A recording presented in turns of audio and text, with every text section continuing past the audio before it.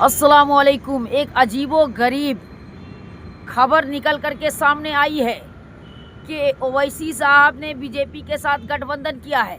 वहीं पे दूसरी खबर ये भी आ रही है कि कांग्रेस ने भी बीजेपी के साथ गठबंधन किया है। लेकिन ओवैसी साहब बीजेपी के साथ गठबंधन किया है कि नहीं किया है, अभी तक ये पुष्टि नहीं हो पाया है।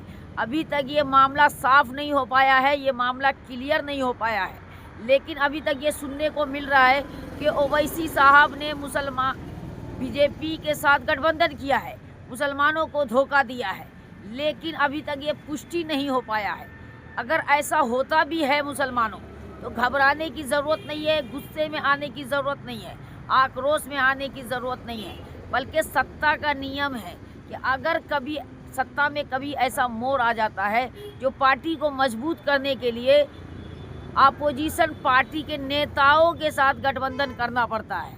हाँ मुसलमानों, गुस्से में आक्रोश में आकर के कोई फैसला न कर ले, किसी पे नतीजे पे न पहुंच जाए। ऐसे सत्ता में नियम होता है कि अगर हमारी पार्टी को कहीं पे सहारा मिल रहा है, खूंटा खंभा मिल रहा है जो सहारा बन सके, वहाँ पे सत्ता का नियम है कि ऐसा हो सकता है, ऐसा किया जाता है। लेकिन ये खबर सुन करके आप सभी मुसलमानों आक्रोश में ना आए, गुस्से में ना आए। ये ऐसा अभी तक पुष्टि नहीं हो पाया है। अगर पुष्टि हो भी जाता है तो ये सत्ता का जो नियम है कि पार्टी कहीं पे मजबूत करना है तो अपोजिशन पार्टी जैसे बीजेपी पार्टी के नेताओं के साथ गठबंधन किया जाता है। तो ऐसा अगर मामला क्लियर पुष्टि हो भी जाता है तो मुसलमानों आक्रोश में आने की कोई ज़रूरत नहीं है, आक्रोश में आने का कोई ये नहीं है, गुस्से में आने का कोई ये नहीं है। ओवैसी साहब हमें धोखा नहीं दिया है और ना ही कभी देंगे। बस यही सत्ता का जो नियम है उस अनुसार ओवैसी साहब हो सकता है 5 सीट लाए हैं अकोला में, हो सकता है कि बीजेपी के साथ गठबंधन कर सकती है। उसमें अपने कौम का खतरा नहीं है, अपने कौम को और समझो मजबूती मिलेगी। अपनी पार्टी जैसे एएमआई पार्टी अपनी पार्टी हुई, मुसलमान कौम की पार्टी हुई, तो वो पार्टी मजबूत होगी, वहाँ पे एक पकड़ बन जाएगा। जैसे अकोला महाराष्ट्र में एक पकड़ बन जाएगा, आने वाले विधानसभा में एक अलग रुतबा होगा ओवैसी साहब का, अगर ऐसा होता है तो। लेकिन अभी तक ये मामला पूरी तरीके से पुष्टि नहीं हो पाया है कि ओवैसी साहब वाकई में बीजेपी के साथ गठबंधन किया है।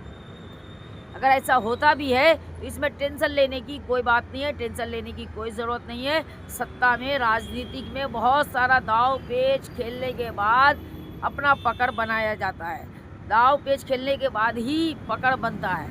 तो इसीलिए आक्रोश में नहीं आना है, गुस्से में नहीं आना है और ये खबर को पूरी तरीके से पुष्टि होने दीजिए।